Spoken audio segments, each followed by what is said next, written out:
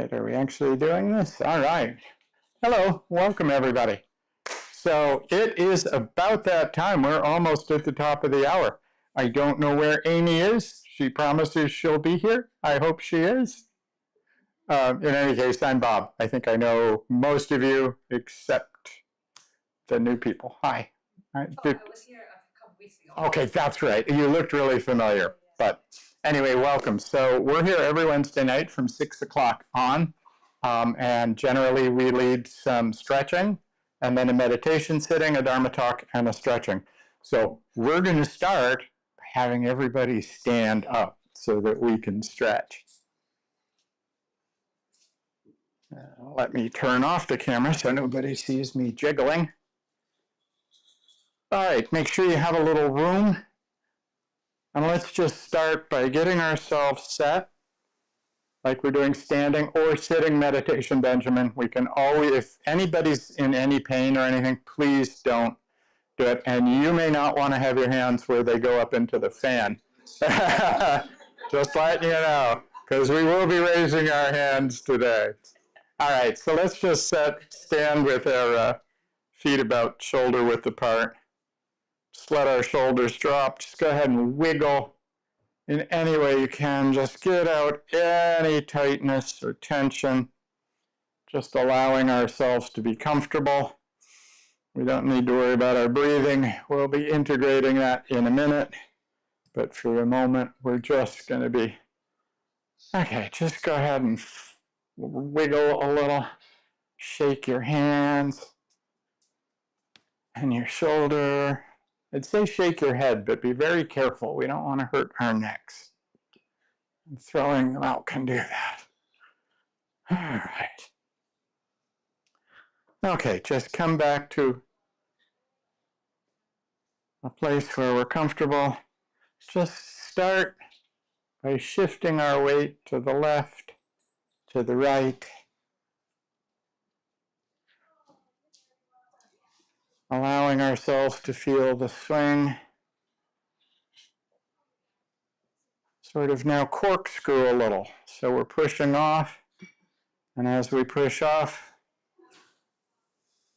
we can feel ourselves twist. And as we do that, our hands start to move a little. Twisting. Letting our arms move a little more.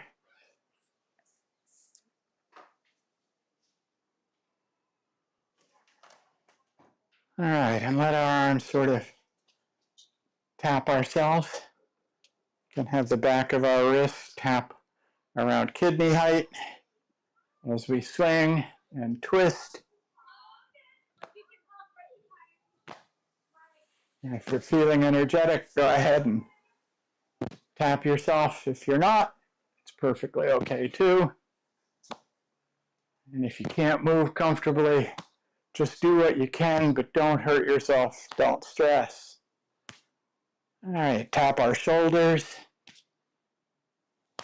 Letting our twisting do all the work. We're not using our arms so much as just letting that twist take us.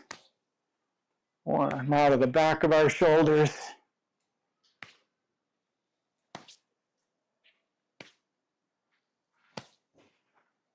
And start slowing down a little. And our arms go to the front of our shoulder. Just allowing ourselves to slow down. Come to a nice restful spot.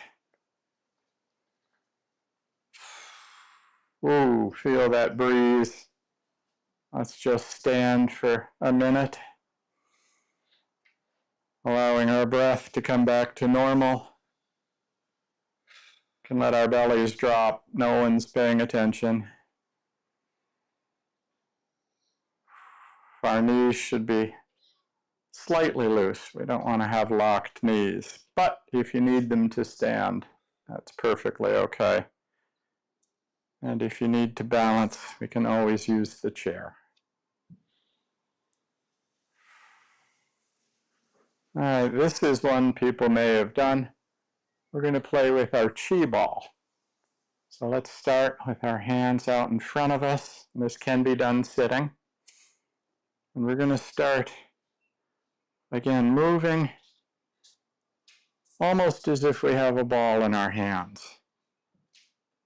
We've seen this done in warm-up for Tai Chi and other types of Qigong. We're just moving back and forth, rotating this ball of Qi, feeling the energy between our hands. If we can feel a flow between the palms, just back and forth, allowing it to move, gently swaying as we do. All right, now we're going to take our Qi ball and get it a little bigger with each movement. So as we go, very gently twisting until almost like Dr. Strange, we're rotating this giant ball of Qi all the way around us.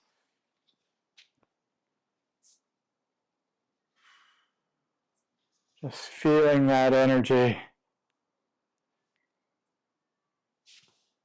And now, again, bringing it back in, a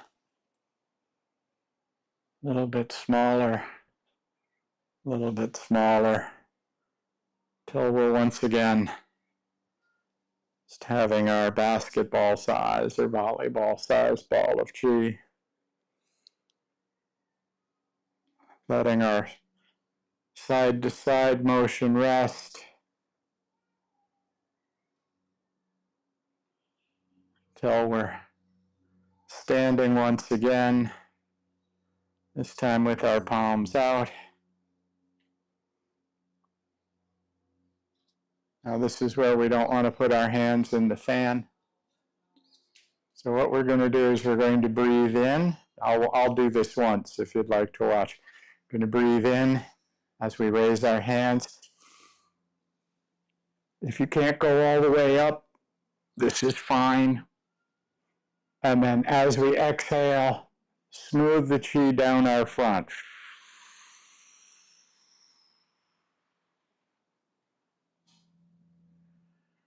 And open and up, breathing in. And smoothing and exhaling, almost as if it's a waterfall. Smoothing everything down. Up and breathing in.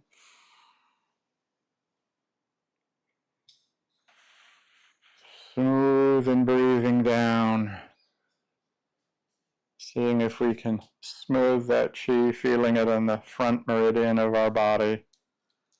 One more time up. Leave your hands up this time. We're going to have a little fun, make some cat claws. Be careful. We're going to exhale kind of loudly, like a cat, and go.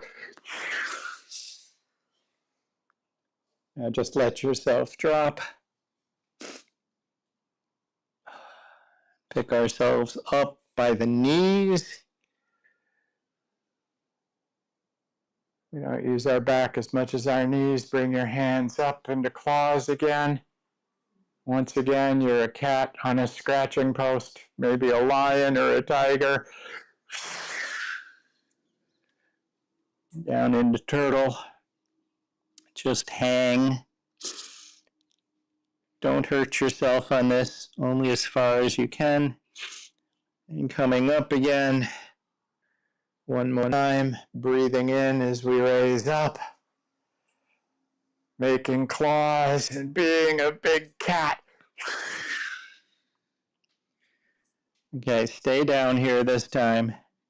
And round our backs. If we're not all the way over, that's fine. If we're sitting, that's fine.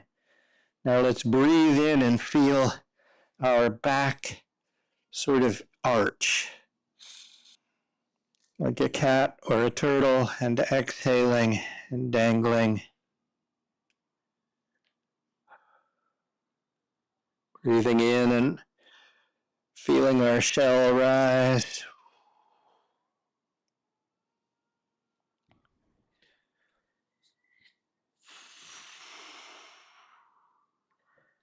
And let's raise ourselves up with our knees.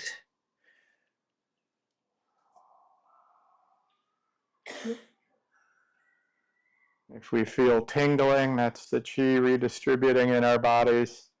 Our fingers can tingle a little.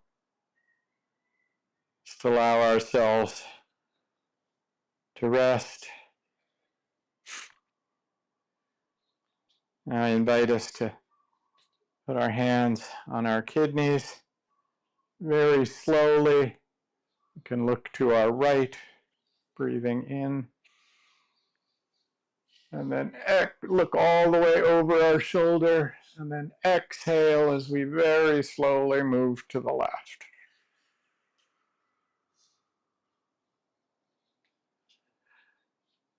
Inhale and look over our left shoulder all the way to the floor. If you can't go all the way, that's fine. Let's not hurt our necks. And then exhale all the way to the right again.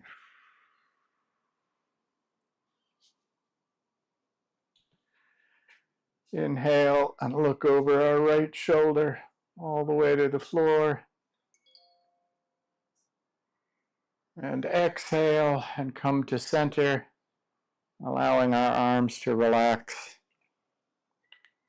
And that's our 10 minutes of stretching. Really is helpful to get us ready for sitting. So I'm going to ring the bell once, and then mindfully, let's take our seats in a position that's comfortable for about a 20-minute sit.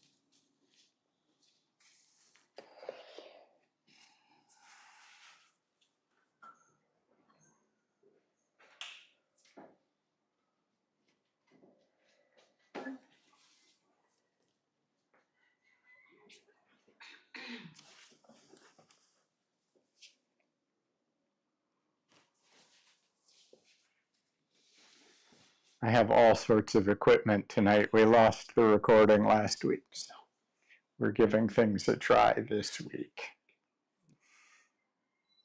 Welcome, everybody. It's so generous of you to be here tonight. I'm glad Amy made it right on time. Thank you. Tonight, we're going to do a meditation to start with a meditation that will allow us to ground our body, to become familiar with our breath and what goes on in our mind. It's one of my favorites, and we'll be sort of repeating silently in our minds some phrases if it's helpful. But we're going to start off simply by sitting in a comfortable position that's dignified and not something that will make you uncomfortable in 20 minutes. So we'll start with a nice deep breath in, if that's comfortable for you. If not, just become aware of being seated if breath is an issue. And I always like to exhale a little more slowly than I inhale, just to get relaxation started.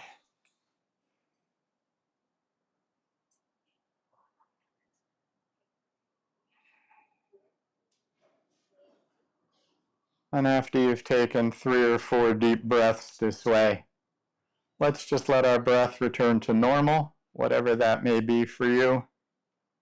I can promise you everybody in here breathes really well and has for a long time.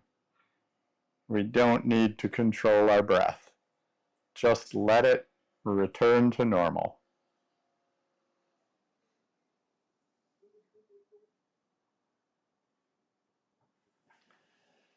And I'd like us to begin tonight's meditation by becoming aware of our contact with our chair, on our sits bones, and the floor with our feet.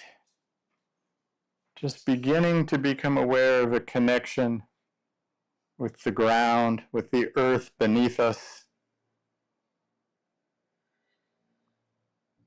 all the way through all the floors of the Bodhi tree here, down into the same earth that the actual Bodhi tree outside is planted in. Just feeling that connection, being held by the earth, embraced, rooted deeply, just like a mountain. We can feel the hardness and the softness of our body, the earth element, just as mountains are earth element. And while we think of mountains as unchanging, they do, ever so slowly. But there's change, so movement in our body is normal, nothing to worry about. Grounded, rooted, that sense of weight, being held, body like mountain.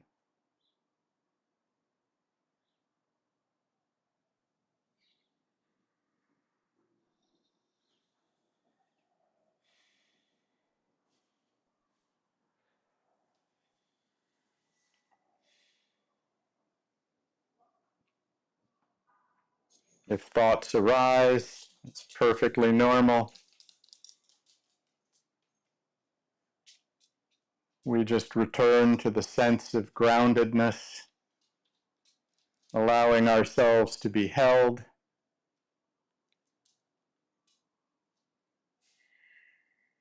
embraced by the earth, much as we might embrace a child or a loved one.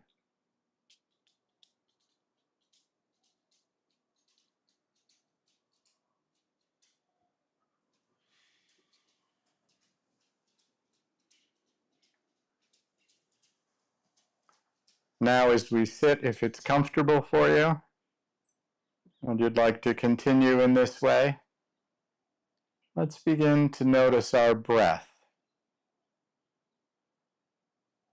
gently rising and falling in our abdomen.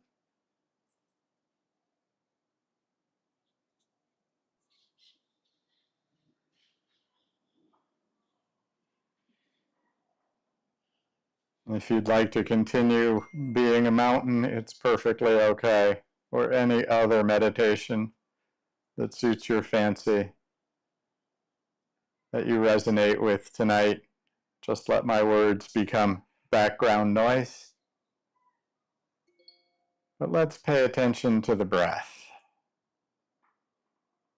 rising and falling, almost as if it's a tide.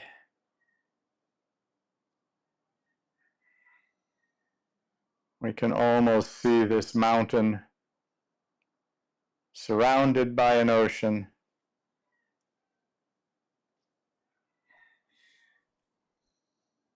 much like our islands, held in place, our body, the tide, our breath, the ocean, rising and falling, breath like ocean.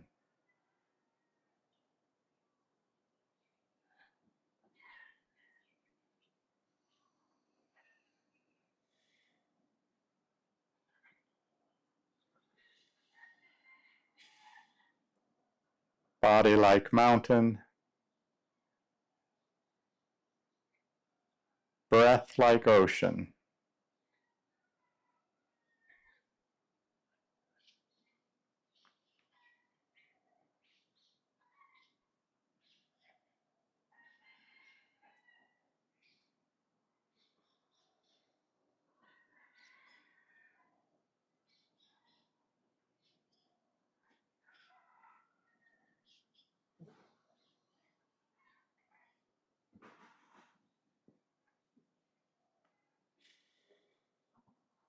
If you're anything like me, thoughts have arisen.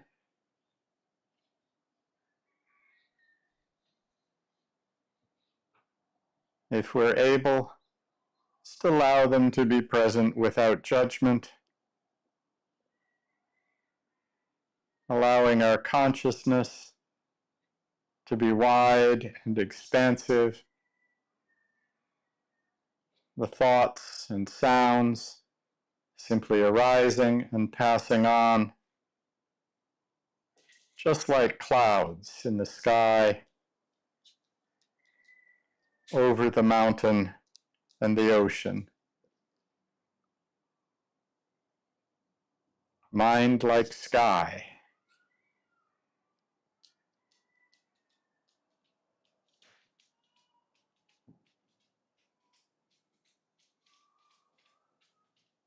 Body like mountain.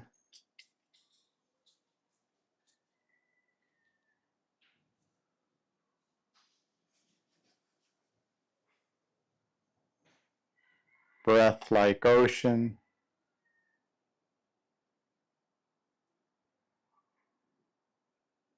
Mind like sky.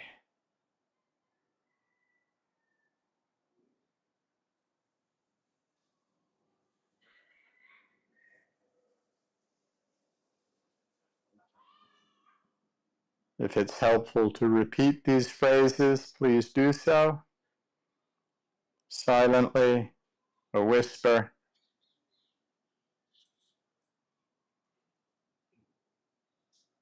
And if they aren't necessary, simply sit, aware of our body solid and held, our breath rising and falling, and our consciousness wide and limitless like the sky.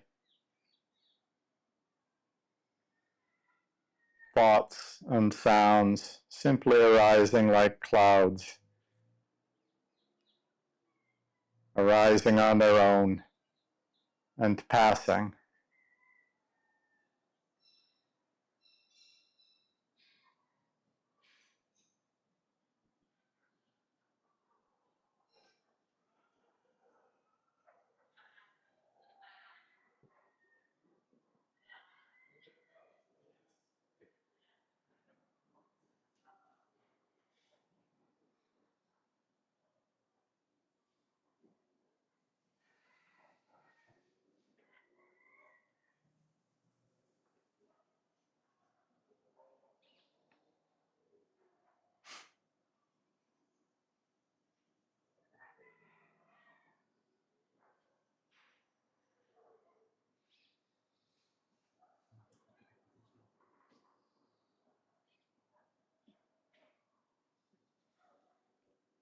If it becomes necessary to move, to relieve pain or discomfort, I invite you to do it mindfully, remembering that even mountains occasionally shift just a little.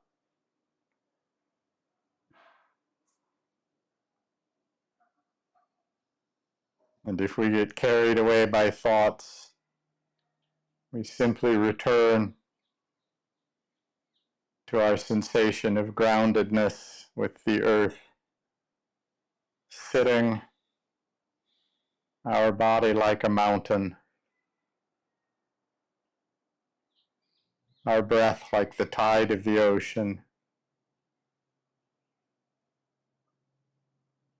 and our consciousness wide, unlimited, able to allow clouds of thoughts and sounds to be present without judgment. Mind like sky.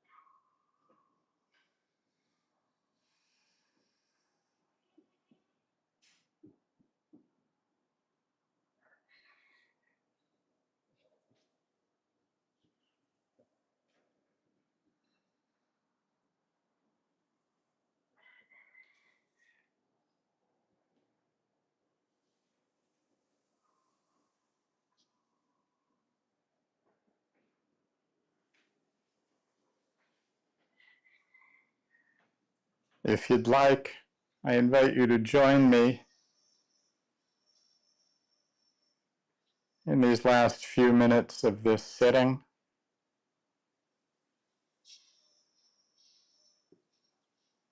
To shift our awareness mostly to our breath and the rising and falling of this ocean, but allowing the ocean to be an ocean of metta, of loving kindness, lapping at the shore of our mountain, being reflected by the sky.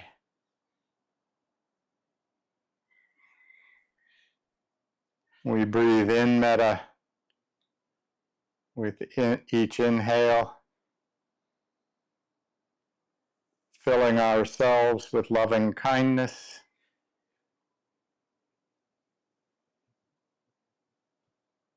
and with each exhale, we pervade metta to all beings around us.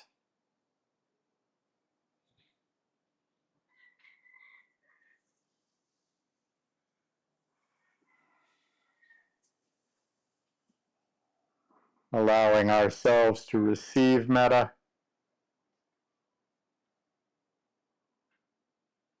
and pervading metta to all beings, to all those sitting here with us, to all those in this home, neighborhood,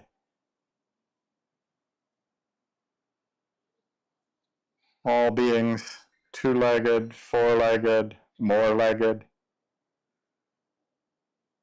seen and unseen, big and small, all wishing essentially the same, to be safe and happy and healthy, to live lives of ease and wisdom,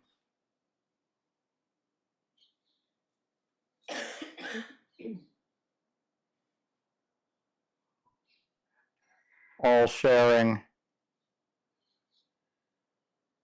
much the same sensations, bodies like mountains, breath like the ocean, and minds limitless like the sky.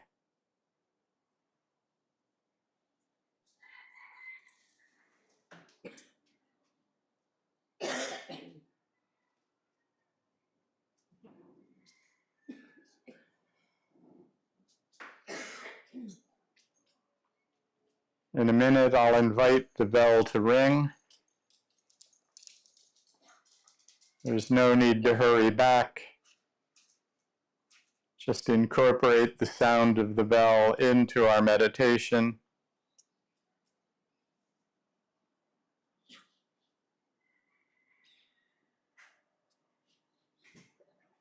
Allowing it to ring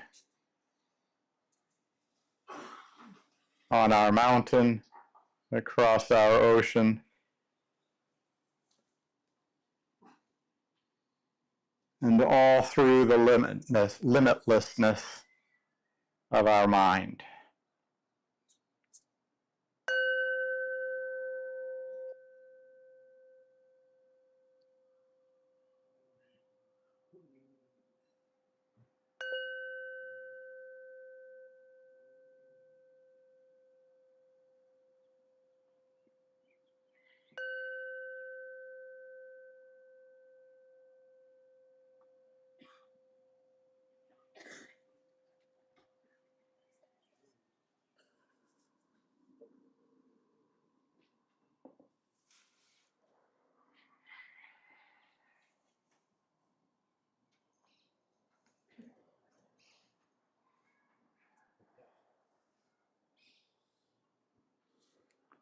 We'll now take a break for 7 or 8 minutes, hopefully maintaining our noble silence. The restroom is in the foyer over there. If it's locked and nobody's in there, come get me. We'll get you in with the code, but make sure we don't leave the lock on the latch door locked, or it will lock behind you. And we'll call you back with the bell. Thank you for practicing with me this evening so far.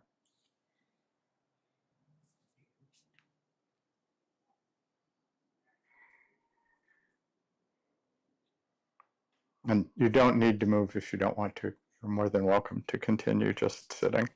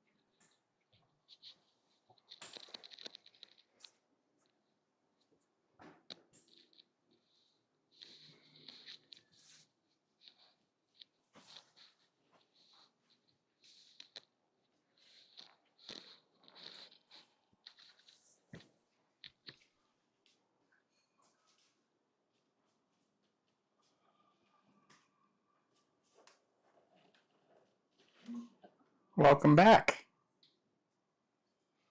Thank you so much for staying. Nobody ran out screaming. I'm pleased. And now I'll turn it over to Amy.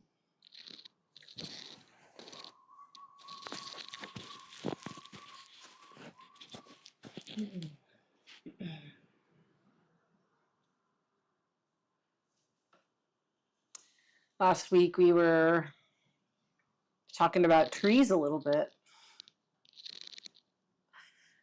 I grabbed this from the Bodhi tree outside, just outside here. Isn't it amazing, like how these beautiful trees make leaves in the shape of hearts? It's really tender to me and sweet. And they're like fingerprints too. It's all these different markings on them, making them different and original.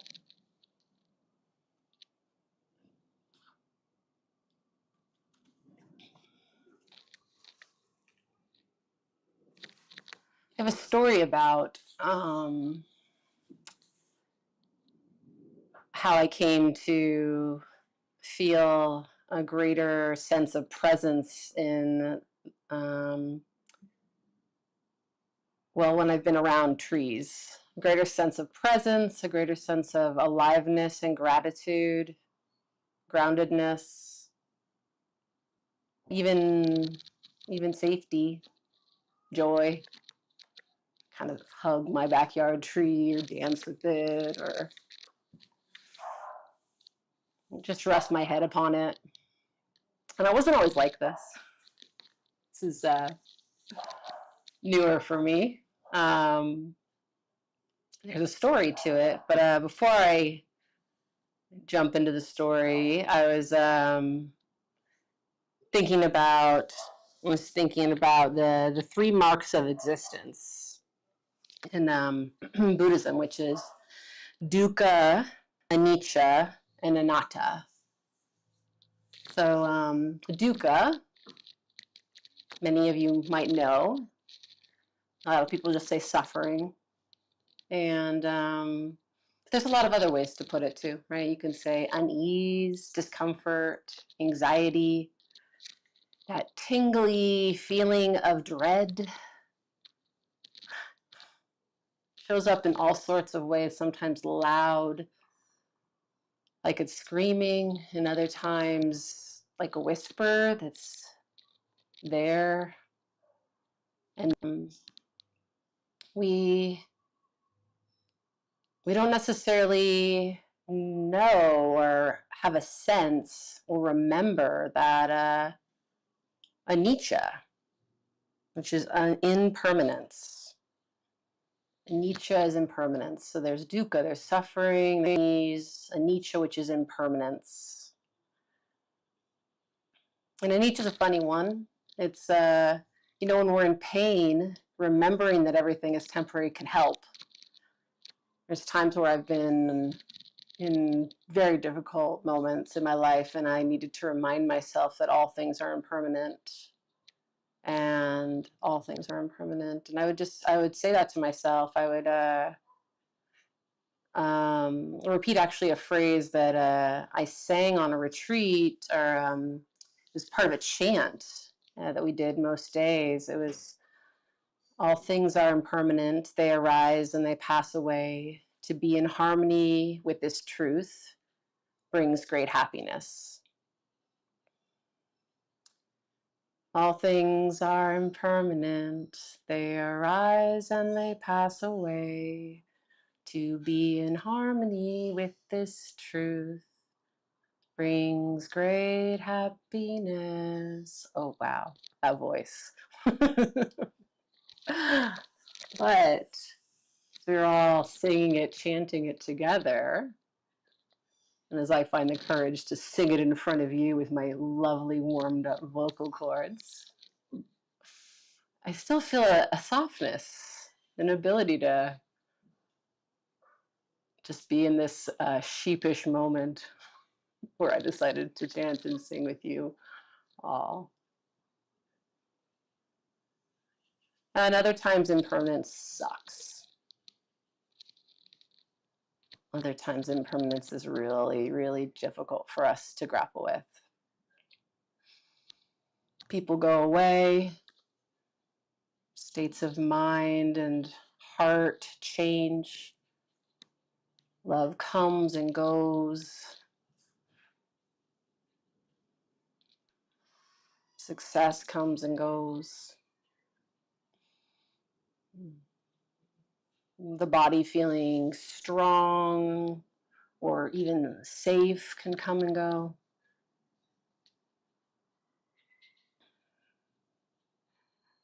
And this is this two sides of a Nietzsche. Thank goodness things come and go. And oh gosh, why do they have to come and go? Why can't we have a little more control over it?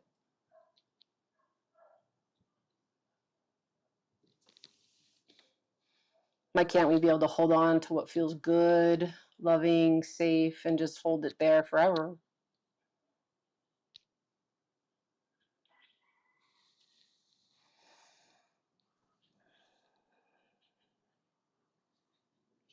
And then there's anatta, which is non-self, which is a really kind of confusing oftentimes for people to kind of grapple with non-self. Yeah, for me, it's another sense of impermanence. It's that my personality is going to change. You know, it's not always going to be the same. Sometimes I'm this flowy, hippie, light, grounded human in front of you, and other times I'm frustrated and lose my temper, and at times I'm excitable, and yeah, and I'm often like no different than the rest of you. There's an interconnection in all of us. We all have shame, we all have moments of the opposite, of feeling pride. I know whenever I say we all and that this happens, I pause and I reflect for a minute and I'm like, well, there might be some people that never experience pride, but maybe some sort of spectrum of it.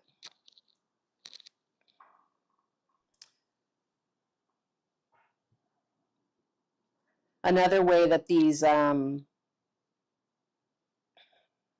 three marks of existence can be described as is everything is impermanent, imperfect, and impersonal. And that sucks. It's hard. Because we don't really believe that. We think it's our fault. When we are miserable, we think it's our fault or someone else's.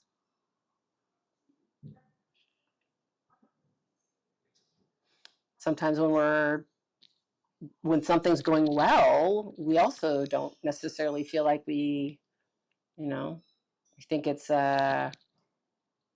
maybe so funny. The brain can do different things with this. You can either be like, something good is happening. It's definitely not me. It's just the universe. No, it's not that big a deal. And other times we can be like, oh, that's me. Yep. And then we can get prideful. We can go back and forth,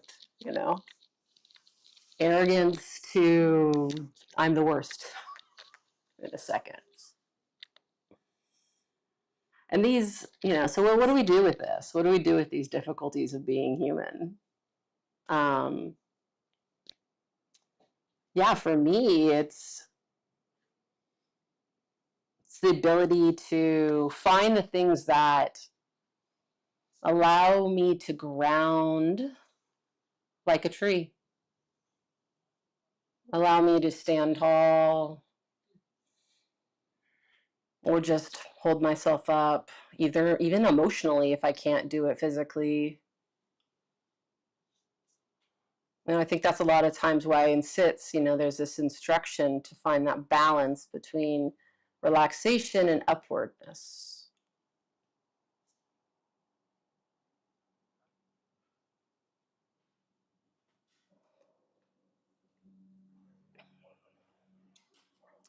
So in these kind of realms of these marks of existence, something kind of crazy happened to me right before I fell, or a few years before I fell in love with a tree. On my birthday, my dad died. Yeah, pretty crazy. It was the same actually day, March 18, same day that my parents were also married. They were married in March 18, 1972. I was born March 18, 1982. And then my dad died on March 18, 2021. Crazy, right before their 50th anniversary. Craziness, right before my 40th birthday. Anicca, man, dude, all of this. Yeah.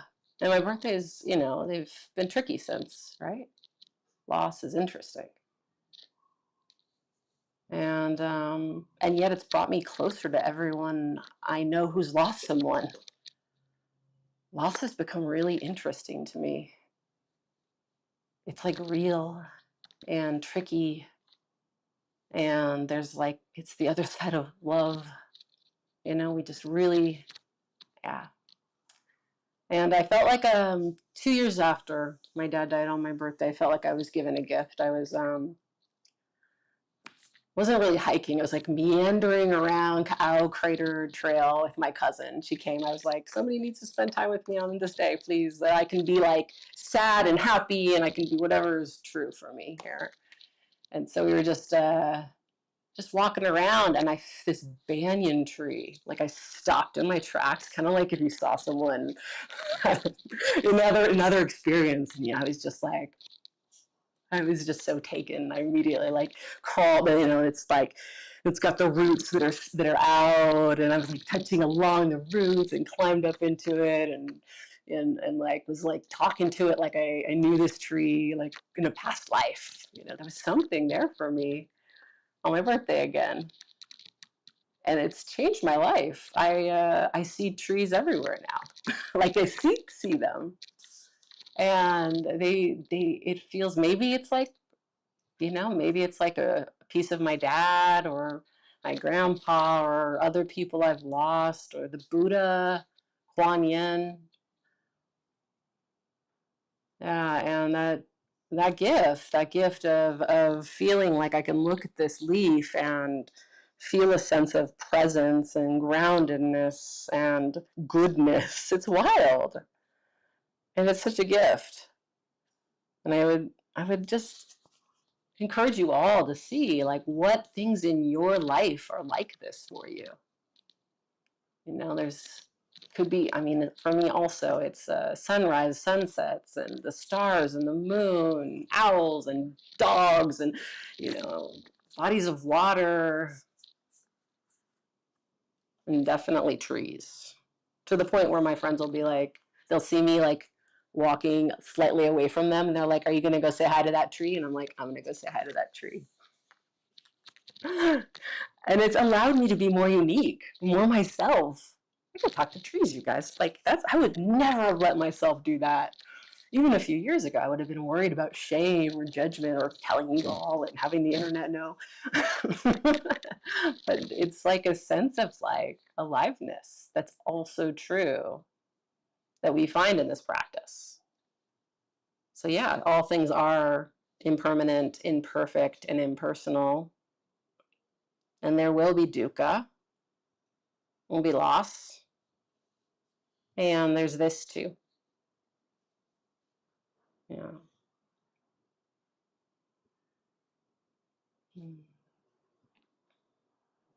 So let's go ahead and transition to a sit. Yeah, finding a position you feel comfortable. And, you can get creative here if you want. Like if you want to turn so you can face outside to see the trees, or, maybe that's a little bit not quite right, but yeah, we're gonna take in, some things inside in nature. Take in meaning allow our mind's eye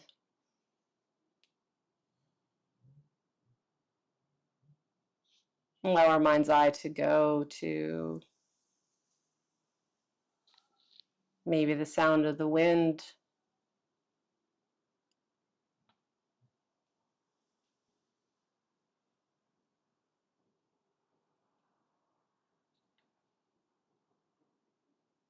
maybe there's a childhood mountain or tree,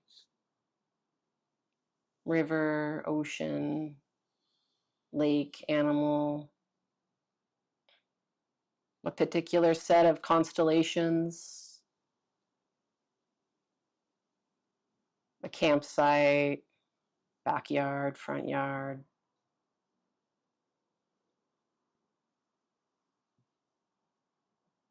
Letting the mind recall, if it's available, if you can, the brain has the ability to imagine.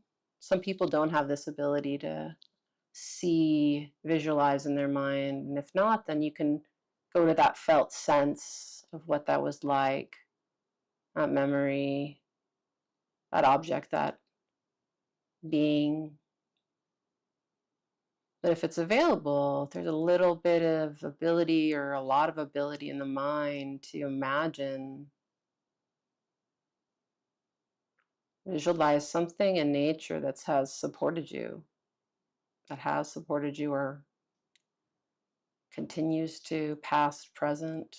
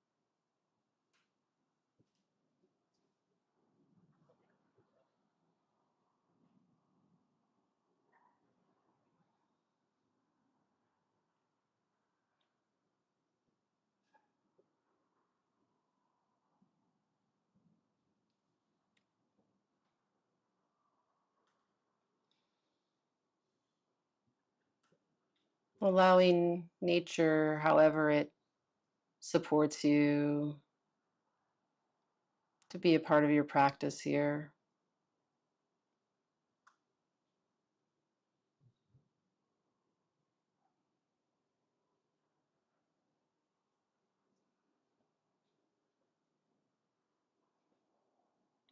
And if that feels awkward, you can just do your own practice or just simply breathe, feel the body,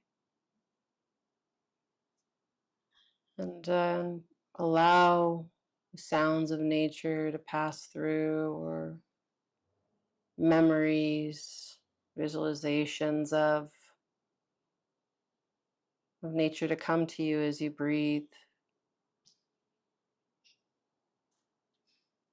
Maybe feeling the body's response to this.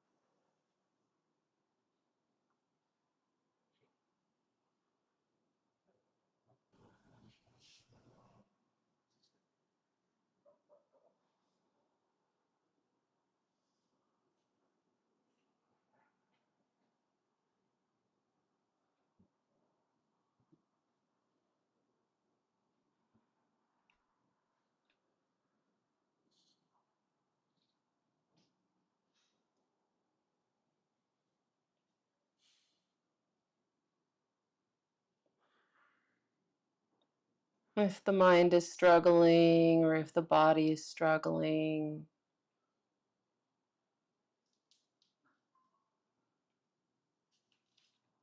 acknowledging that it's true.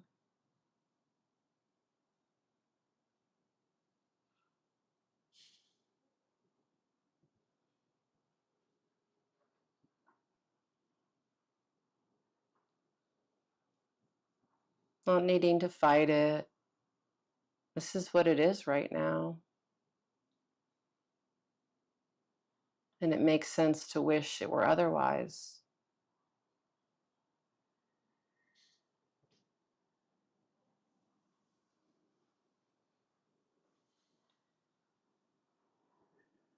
Doesn't mean you're doing anything wrong.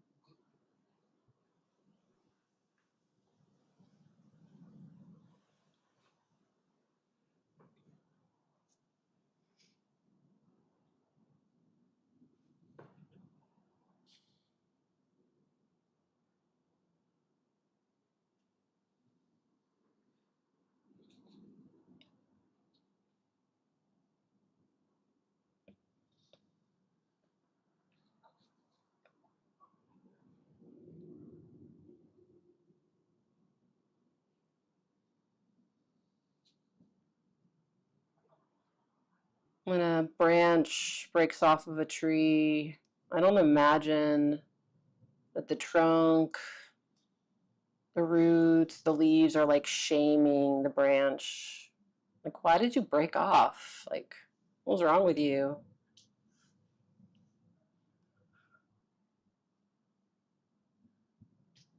I don't imagine that's so. Maybe that is so, but it's not how that feels. It feels like the tree just knows this is part of the process, the unfolding of its life.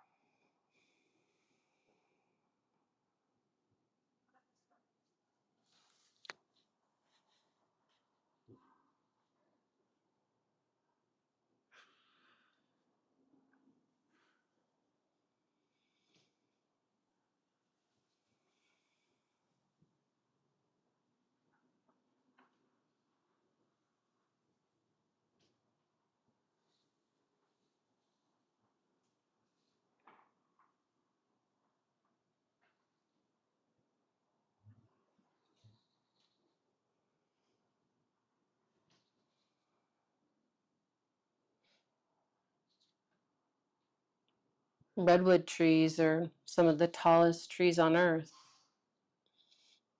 They go over 350 feet high. And yet they have these shallow roots that are only 6 to 12 feet deep. But they spread out, interlocking. interlocking with other redwood trees, holding on, maybe holding hands or hugging, I imagine. They hold each other up, like the Sangha can do for us. Spiritual friendship, caring, compassionate relationship with wise humans.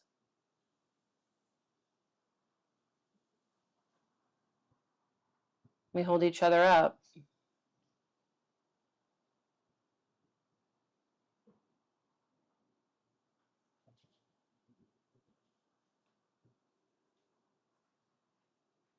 And in here, when you're struggling, you can know you're probably not alone. You're here doing it with others who are having a hard time, and maybe others who are feeling grounded and confident, and you can feel for their energy too. Not alone and supported.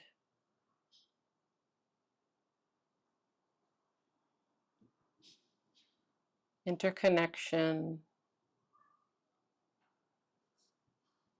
anatta.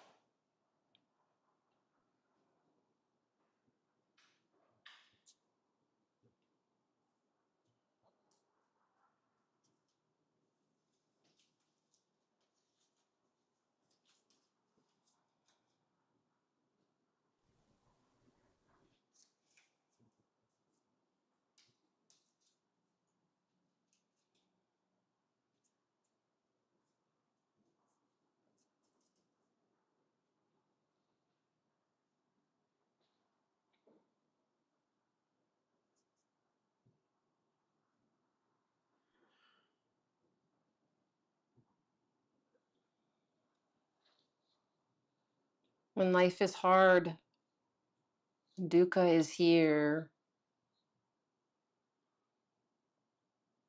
Through this practice, we can find ways of being with it.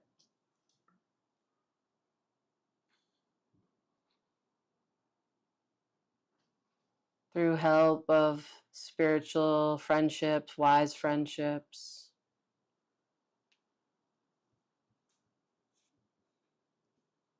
Through listening to teachings that resonate with our heart.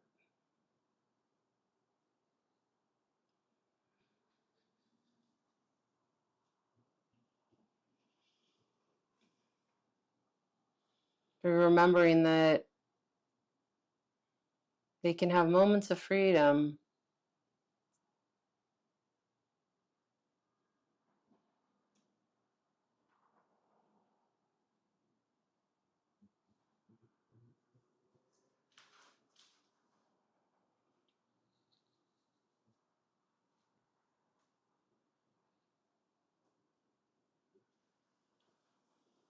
To hold whatever is true.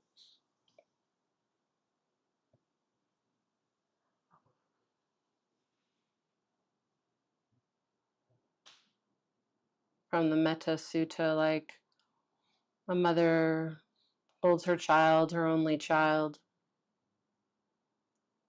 The practice helps us hold Helps us hold what's here, what's hard.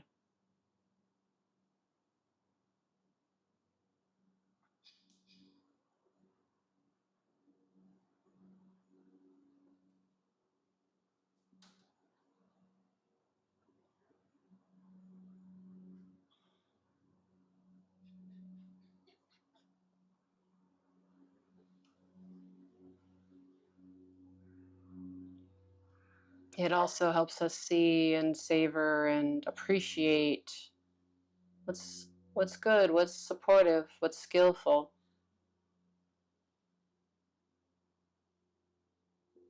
So that we may feel confidence and trust, skillfulness, with balance, where it doesn't become arrogance, expecting it to last forever. You can feel the good, let it have its place with balance.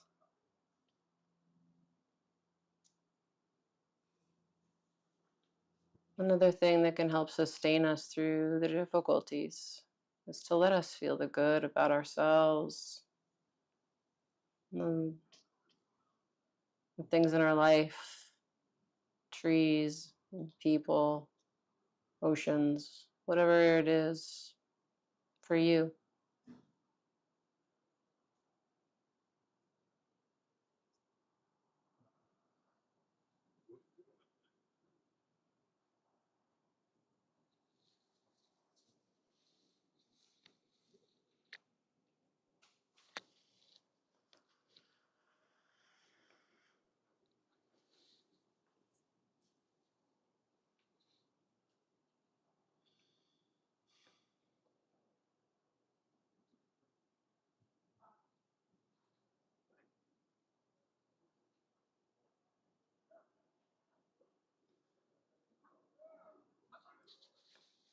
The oldest trees are the Bristol cone pines in California.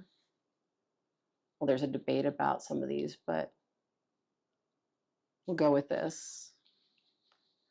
And they're over 4,800 years old.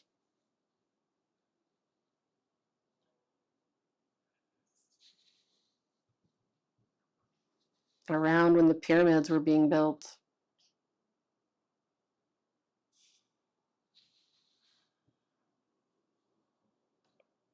Resilient.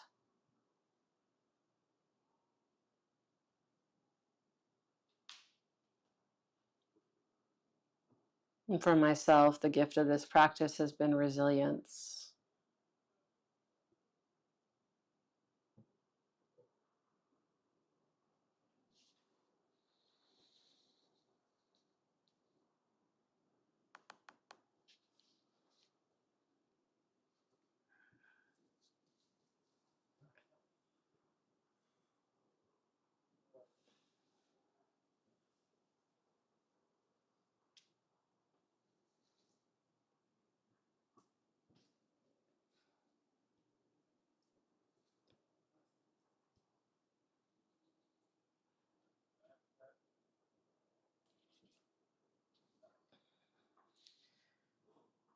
We'll end our sit with a poem by Rosemary Traumer.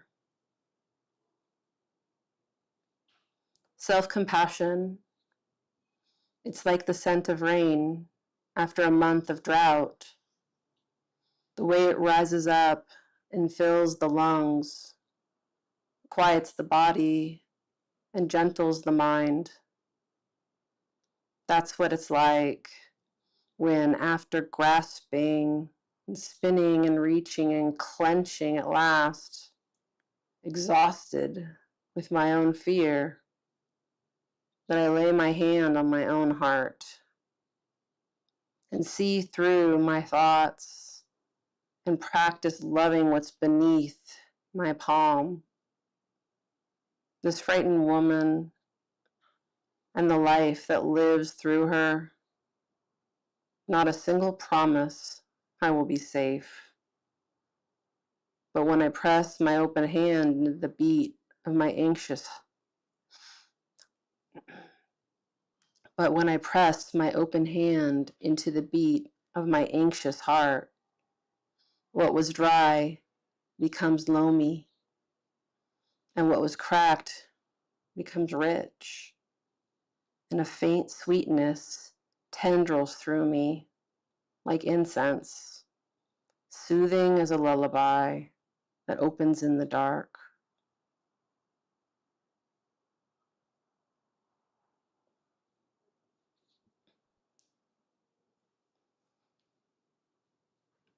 After grasping and spinning and reaching and clenching last, exhausted with my own fear, I lay my hand on my own heart and see through my thoughts and practice loving what's beneath my palm.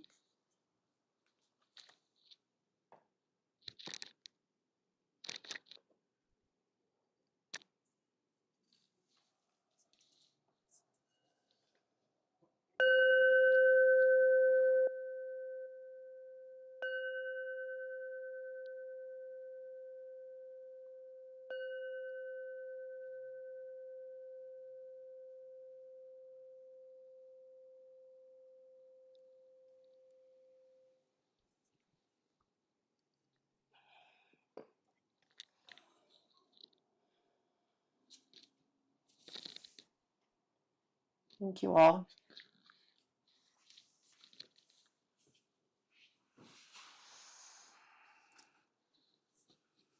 Now we have about 10 minutes for 7:30.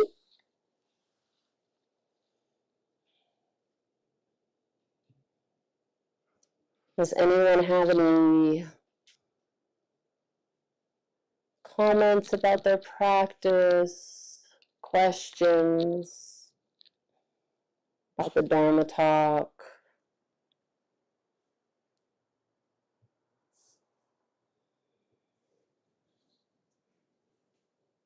Thoughts about trees? My dad and I were just having a conversation about trees in the car on the way here. We were talking about how trees can tell who takes care of them and they can sense it from like a couple miles away. And their electrical signal will get excited knowing that you're coming home. And if you turn around and leave and go back before you've gotten home, their electrical signal senses that you're not coming home and it goes back down. It's crazy. They're amazing. Thank you. Delightfully crazy. Hmm? Delightfully crazy. Delightfully crazy. Yes. It's often how I use that term. I love that. Delightfully crazy. I've had a relationship with the mango tree in our backyard since I was really little because my grandpa would always put me in it when I was like 2. And now it's 47. No, it's older than that. It's like 87. Yeah. Wow. Yeah. My mom got my dad a tree for before I was born. So I think it was their 5th wedding anniversary, an avocado tree. And they're in California, or my mom's in California still, same house. So yeah, so that tree is 40 something years old too. This avocado tree that's still producing from my childhood too. Very sweet. I wish I could bring you all avocados from it without breaking rules. I'm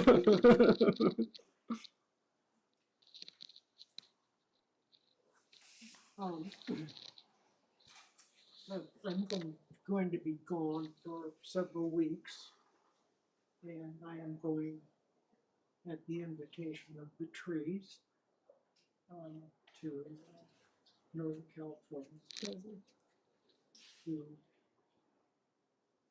be among the trees, be among the wild, and I've been looking forward to this.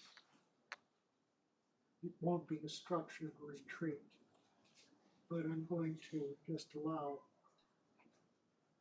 what happens to happen. So I'll be thinking of trees all the time. But I could be back in about 3 weeks. What part of California, if you don't mind me asking? Going to Nevada City. Okay, nice. Beautiful. Not exactly. I know several trees in the area from a bicycle trip I took. Please say hi to them. Is it the one next to that big rock? Yeah, yeah, and the one just behind him. For a second there, I thought you guys were literally, like, I was like, wait, what is this? One of the most moving experiences. I like to bicycle stupid long distances. It's kind of a hobby of mine. And I was bicycling with a friend down the California coast, and we ended up in redwood forest because there are many up from the Oregon border south till you get a little drier. And my friend is a meditator, and I'm a meditator. And it became really hard to bicycle because we would like always pull off the road and then walk into the woods and spend half an hour, just meditating in the trees, and then coming out and bicycling a little further and going, let's look at this, and we'd go back in. So I'm familiar with that area up there and the trees. And I don't think it's odd to talk to trees. I think we, especially in modern times in the West, think it's odd to talk to trees. But I think most of our ancestors probably talked to trees and probably had relationships with other creatures that we think somehow we're separate from. And part of my journey through all of this has been rediscovering that I'm part of nature, that we are all part of nature, not separate from it. And so I don't think talking with trees is weird. Just so you know, you have at least one friend who does not think that. Yeah. Since this just happened, I want to say, since I fell in love with trees, but I've noticed more and more people coming out of the woodwork of wanting to tell me their love for tree stories. It's like woodwork's a whole nother story. No, seriously, like every house I've ever chosen to live in, it was more important for me to like the trees than the house. Mm-hmm. Yeah. Yeah. That. Yeah. And we all know that if you read The Lord of the Rings, the best part is the end stories. It's absolutely the best. Yeah.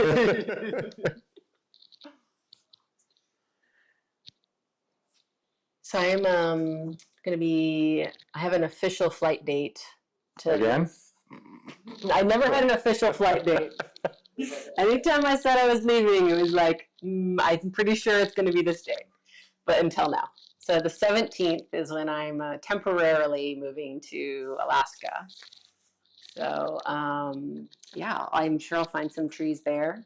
So at least, and Sangha, yeah, yes, yeah, I'm excited to find Sangha there too. So, and help out some teenagers out. I'm going to be at North Pole Middle School and North Pole High School. So that's pretty hilarious sounding. I'm not at the North Pole, but that's what the names are. So it's pretty cute. Santa is the principal. Yeah. It's just, when he's not actually on Christmas vacation taking care of business, Pretty sure I'm actually going to be the role of Mrs. Claus and not actually just going to be school counselor. So yeah, it's an arranged thing. So, yeah. It'll be nice to give back. And I used to work with teenagers a lot, so I really like supporting them. And I know we all have like teenage parts of us inside that could all use some support. So yeah, feels good to do that. So, but I'll miss you all. But I have one more. You'll be here next week, yes? Yeah. And then you will be flying. Yeah, the day that you guys are. Yeah, so we're here the next week. Yeah. That's why we had the equipment set up, though, so that you can join us. Yeah. Hopefully, we'll get that straightened out. Yeah. So it'll be me and a TV set here. It looks like me. On it. We'll try it. Should be fun. You can find some more heart leaves while you're in all this. Right. I know. I'm going to take some with, I think I'm allowed to take leaves as long as they're dry. Anyways, I'm going to find out the rules to not break them, but I think I can take some because I want to take some, including this one now. It's going to be part of my collection. Yeah. Thank you for letting me be. This was really sweet, you guys. I wasn't intending on telling this story at all, but it felt like I could tell my story, my love story with trees. Oh, thank you all. Yeah. Oh, and we should yeah, let's do a dedication of merit. We'll just sit for a few seconds.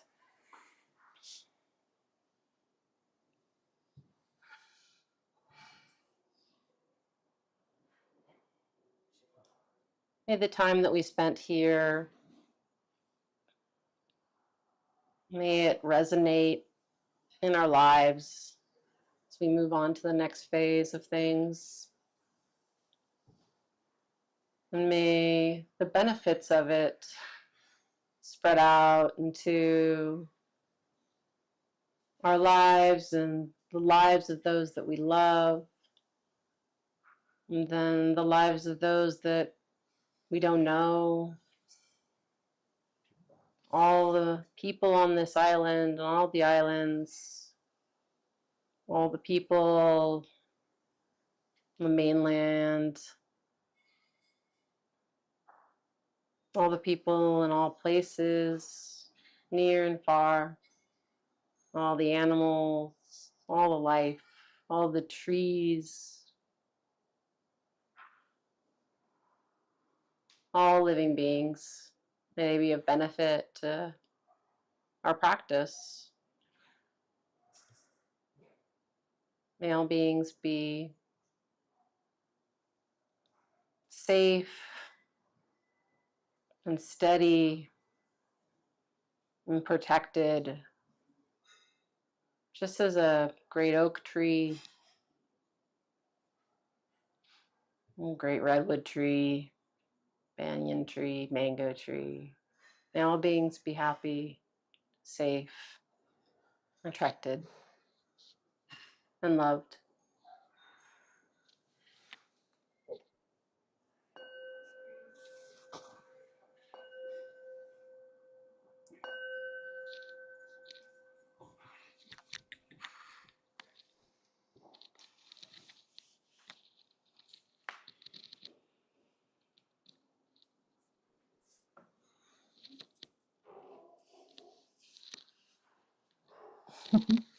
Yes. Wanted to share